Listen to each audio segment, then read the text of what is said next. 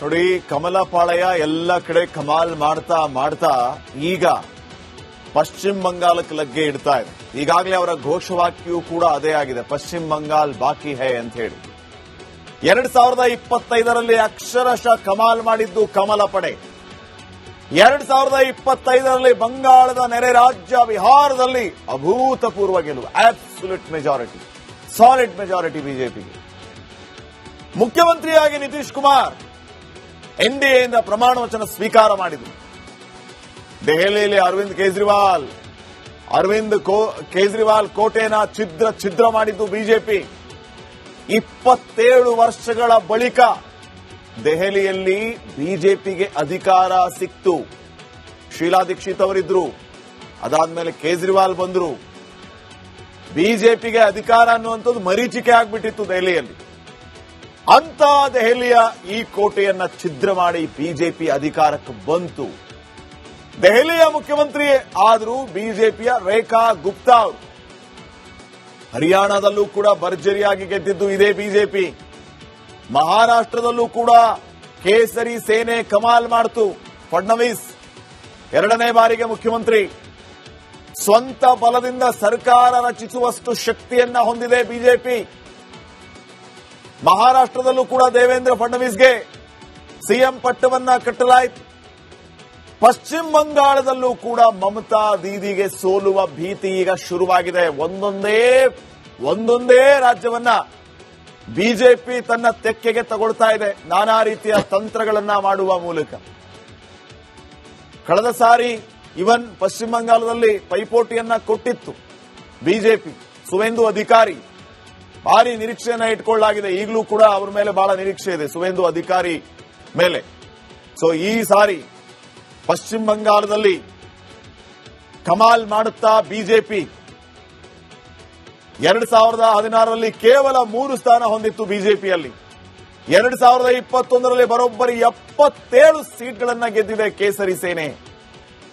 ಬಿಜೆಪಿಗೂ ಟಿಎಂಸಿಗೂ ಕೇವಲ 10% vote sharing ವ್ಯತ್ಯಾಸ ಇದೆ, ಕೇವಲ 10%.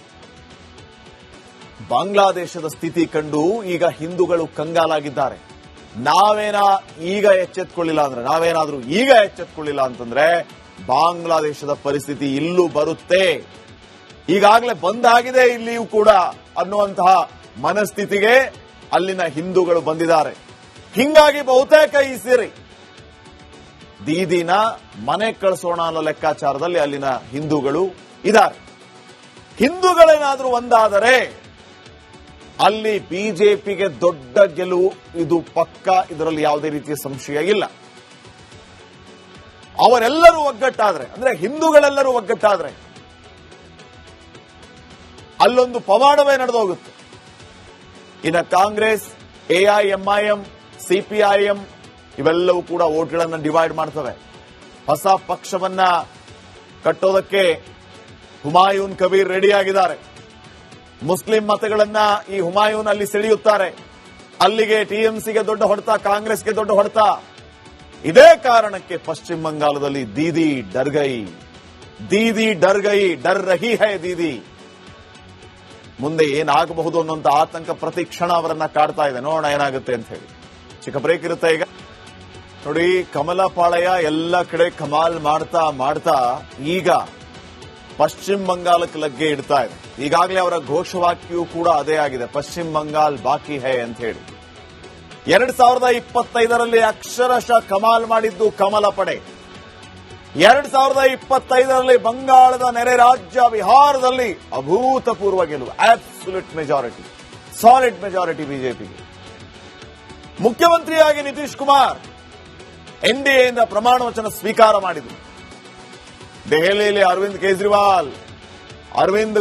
ಕೇಜ್ರಿವಾಲ್ ಕೋಟೆನ ಛಿದ್ರ ಮಾಡಿದ್ದು ಬಿಜೆಪಿ. 27 ವರ್ಷಗಳ ಬಳಿಕ ದೆಹಲಿಯಲ್ಲಿ ಬಿಜೆಪಿಗೆ ಅಧಿಕಾರ ಸಿಕ್ತು. ಶೀಲಾ ದೀಕ್ಷಿತ್ ಅವರಿದ್ರು, ಅದಾದ್ಮೇಲೆ ಕೇಜ್ರಿವಾಲ್ ಬಂದ್ರು. ಬಿಜೆಪಿಗೆ ಅಧಿಕಾರ ಅನ್ನುವಂಥದ್ದು ಮರೀಚಿಕೆ ಆಗ್ಬಿಟ್ಟಿತ್ತು ದೆಹಲಿಯಲ್ಲಿ. ಅಂತ ದೆಹಲಿಯ ಈ ಕೋಟೆಯನ್ನ ಛಿದ್ರ ಮಾಡಿ ಬಿಜೆಪಿ ಅಧಿಕಾರಕ್ಕೆ ಬಂತು. ದೆಹಲಿಯ ಮುಖ್ಯಮಂತ್ರಿ ಆದರೂ ಬಿಜೆಪಿಯ ರೇಖಾ ಗುಪ್ತಾ ಅವರು. ಹರಿಯಾಣದಲ್ಲೂ ಕೂಡ ಭರ್ಜರಿಯಾಗಿ ಗೆದ್ದಿದ್ದು ಇದೇ ಬಿಜೆಪಿ. ಮಹಾರಾಷ್ಟ್ರದಲ್ಲೂ ಕೂಡ ಕೇಸರಿ ಸೇನೆ ಕಮಾಲ್ ಮಾಡ್ತು. ಫಡ್ನವೀಸ್ ಎರಡನೇ ಬಾರಿಗೆ ಮುಖ್ಯಮಂತ್ರಿ. ಸ್ವಂತ ಬಲದಿಂದ ಸರ್ಕಾರ ರಚಿಸುವಷ್ಟು ಶಕ್ತಿಯನ್ನ ಹೊಂದಿದೆ ಬಿಜೆಪಿ. ಮಹಾರಾಷ್ಟ್ರದಲ್ಲೂ ಕೂಡ ದೇವೇಂದ್ರ ಫಡ್ನವೀಸ್ಗೆ ಸಿಎಂ ಪಟ್ಟವನ್ನ ಕಟ್ಟಲಾಯಿತು. ಪಶ್ಚಿಮ ಬಂಗಾಳದಲ್ಲೂ ಕೂಡ ಮಮತಾ ದೀದಿಗೆ ಸೋಲುವ ಭೀತಿ ಈಗ ಶುರುವಾಗಿದೆ. ಒಂದೊಂದೇ ರಾಜ್ಯವನ್ನ ಬಿಜೆಪಿ ತನ್ನ ತೆಕ್ಕೆಗೆ ತಗೊಳ್ತಾ ಇದೆ ನಾನಾ ರೀತಿಯ ತಂತ್ರಗಳನ್ನ ಮಾಡುವ ಮೂಲಕ. ಕಳೆದ ಸಾರಿ ಇವನ್ ಪಶ್ಚಿಮ ಬಂಗಾಳದಲ್ಲಿ ಪೈಪೋಟಿಯನ್ನ ಕೊಟ್ಟಿತ್ತು ಬಿಜೆಪಿ. ಸುವೇಂದು ಅಧಿಕಾರಿ ಭಾರಿ ನಿರೀಕ್ಷೆಯನ್ನ ಇಟ್ಕೊಳ್ಳಲಾಗಿದೆ. ಈಗಲೂ ಕೂಡ ಅವರ ಮೇಲೆ ಬಹಳ ನಿರೀಕ್ಷೆ ಇದೆ ಸುವೇಂದು ಅಧಿಕಾರಿ ಮೇಲೆ. ಸೊ ಈ ಸಾರಿ ಪಶ್ಚಿಮ ಬಂಗಾಳದಲ್ಲಿ ಕಮಾಲ್ ಮಾಡುತ್ತಾ ಬಿಜೆಪಿ 2016ರಲ್ಲಿ ಕೇವಲ 3 ಸ್ಥಾನ ಹೊಂದಿತ್ತು ಬಿಜೆಪಿಯಲ್ಲಿ. 2021ರಲ್ಲಿ ಬರೋಬ್ಬರಿ 77 ಸೀಟ್ಗಳನ್ನ ಗೆದ್ದಿದೆ ಕೇಸರಿ ಸೇನೆ. ಬಿಜೆಪಿಗೂ ಟಿಎಂಸಿಗೂ ಕೇವಲ 10% ವೋಟ್ ಶೇರಿಂಗ್ ವ್ಯತ್ಯಾಸ ಇದೆ. ಕೇವಲ 10%. ಬಾಂಗ್ಲಾದೇಶದ ಸ್ಥಿತಿ ಕಂಡು ಈಗ ಹಿಂದೂಗಳು ಕಂಗಾಲಾಗಿದ್ದಾರೆ.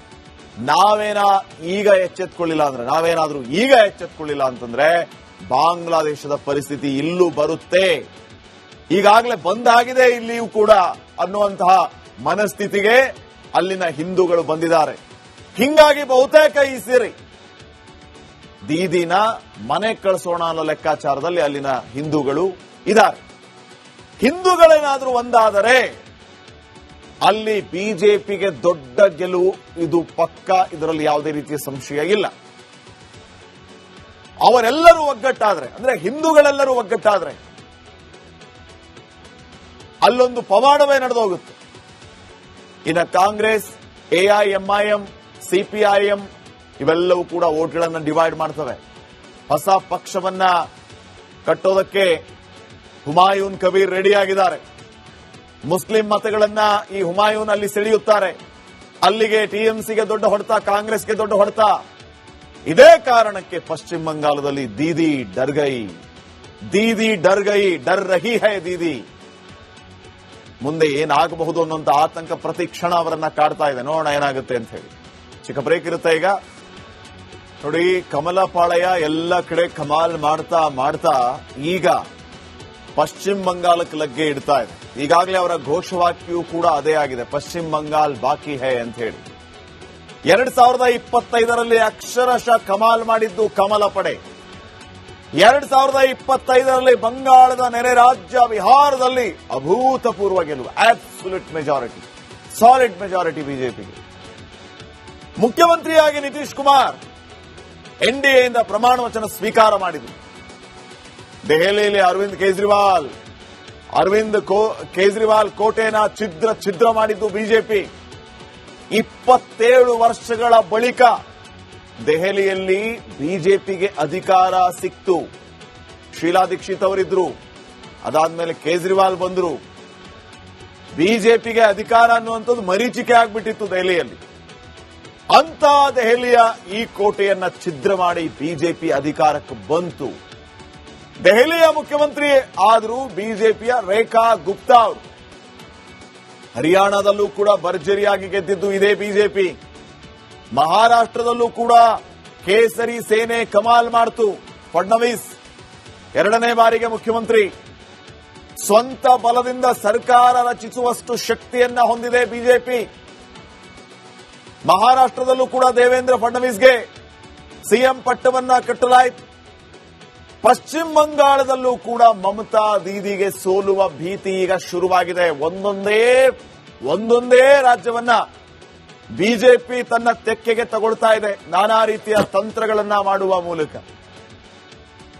ಕಳೆದ ಸಾರಿ ಇವನ್ ಪಶ್ಚಿಮ ಬಂಗಾಳದಲ್ಲಿ ಪೈಪೋಟಿಯನ್ನ ಕೊಟ್ಟಿತ್ತು ಬಿಜೆಪಿ. ಸುವೇಂದು ಅಧಿಕಾರಿ ಭಾರಿ ನಿರೀಕ್ಷೆಯನ್ನ ಇಟ್ಕೊಳ್ಳಲಾಗಿದೆ. ಈಗಲೂ ಕೂಡ ಅವರ ಮೇಲೆ ಬಹಳ ನಿರೀಕ್ಷೆ ಇದೆ ಸುವೇಂದು ಅಧಿಕಾರಿ ಮೇಲೆ. ಸೊ ಈ ಸಾರಿ ಪಶ್ಚಿಮ ಬಂಗಾಳದಲ್ಲಿ ಕಮಾಲ್ ಮಾಡುತ್ತಾ ಬಿಜೆಪಿ. 2016ರಲ್ಲಿ ಕೇವಲ 3 ಸ್ಥಾನ ಹೊಂದಿತ್ತು ಬಿಜೆಪಿಯಲ್ಲಿ. 2021ರಲ್ಲಿ ಬರೋಬ್ಬರಿ 77 ಸೀಟ್ಗಳನ್ನ ಗೆದ್ದಿದೆ ಕೇಸರಿ ಸೇನೆ. ಬಿಜೆಪಿಗೂ ಟಿಎಂಸಿಗೂ ಕೇವಲ 10% ವೋಟ್ ಶೇರಿಂಗ್ ವ್ಯತ್ಯಾಸ ಇದೆ, ಕೇವಲ 10%. ಬಾಂಗ್ಲಾದೇಶದ ಸ್ಥಿತಿ ಕಂಡು ಈಗ ಹಿಂದೂಗಳು ಕಂಗಾಲಾಗಿದ್ದಾರೆ. ನಾವೇನಾದ್ರೂ ಈಗ ಎಚ್ಚೆತ್ಕೊಳ್ಳಿಲ್ಲ ಅಂತಂದ್ರೆ ಬಾಂಗ್ಲಾದೇಶದ ಪರಿಸ್ಥಿತಿ ಇಲ್ಲೂ ಬರುತ್ತೆ, ಈಗಾಗಲೇ ಬಂದಾಗಿದೆ ಇಲ್ಲಿಯೂ ಕೂಡ ಅನ್ನುವಂತಹ ಮನಸ್ಥಿತಿಗೆ ಅಲ್ಲಿನ ಹಿಂದೂಗಳು ಬಂದಿದ್ದಾರೆ. ಹಿಂಗಾಗಿ ಬಹುತೇಕ ಈ ಸೇರಿ ದೀದಿನ ಮನೆ ಕಳಿಸೋಣ ಅನ್ನೋ ಲೆಕ್ಕಾಚಾರದಲ್ಲಿ ಅಲ್ಲಿನ ಹಿಂದೂಗಳು ಇದ್ದಾರೆ. ಹಿಂದೂಗಳೇನಾದ್ರೂ ಒಂದಾದರೆ ಅಲ್ಲಿ ಬಿಜೆಪಿಗೆ ದೊಡ್ಡ ಗೆಲುವು, ಇದು ಪಕ್ಕ, ಇದರಲ್ಲಿ ಯಾವುದೇ ರೀತಿಯ ಸಂಶಯ ಇಲ್ಲ. ಅವರೆಲ್ಲರೂ ಒಗ್ಗಟ್ಟಾದ್ರೆ, ಅಂದ್ರೆ ಹಿಂದೂಗಳೆಲ್ಲರೂ ಒಗ್ಗಟ್ಟಾದ್ರೆ ಅಲ್ಲೊಂದು ಪವಾಡವೇ ನಡೆದು ಹೋಗುತ್ತೆ. ಇನ್ನು ಕಾಂಗ್ರೆಸ್, ಎಐಎಂಐಎಂ, ಸಿಪಿಐಎಂ ಇವೆಲ್ಲವೂ ಕೂಡ ವೋಟ್ಗಳನ್ನು ಡಿವೈಡ್ ಮಾಡ್ತವೆ. ಹೊಸ ಪಕ್ಷವನ್ನ ಕಟ್ಟೋದಕ್ಕೆ ಹುಮಾಯೂನ್ ಕಬೀರ್ ರೆಡಿಯಾಗಿದ್ದಾರೆ. ಮುಸ್ಲಿಂ ಮತಗಳನ್ನ ಈ ಹುಮಾಯೂನ್ ಅಲ್ಲಿ ಸೆಳೆಯುತ್ತಾರೆ. ಅಲ್ಲಿಗೆ ಟಿಎಂಸಿಗೆ ದೊಡ್ಡ ಹೊಡೆತ, ಕಾಂಗ್ರೆಸ್ಗೆ ದೊಡ್ಡ ಹೊಡೆತ. ಇದೇ ಕಾರಣಕ್ಕೆ ಪಶ್ಚಿಮ ಬಂಗಾಳದಲ್ಲಿ ದೀದಿ ಡರ್ ಗಯಿ, ಡರ್ ರಹಿ ಹೈ ದೀದಿ. ಮುಂದೆ ಏನಾಗಬಹುದು ಅನ್ನುವಂತ ಆತಂಕ ಪ್ರತಿ ಕ್ಷಣ ಅವರನ್ನ ಕಾಡ್ತಾ ಇದೆ. ನೋಡೋಣ ಏನಾಗುತ್ತೆ ಅಂತ ಹೇಳಿ. ಚಿಕ್ಕ ಬ್ರೇಕ್ ಇರುತ್ತೆ.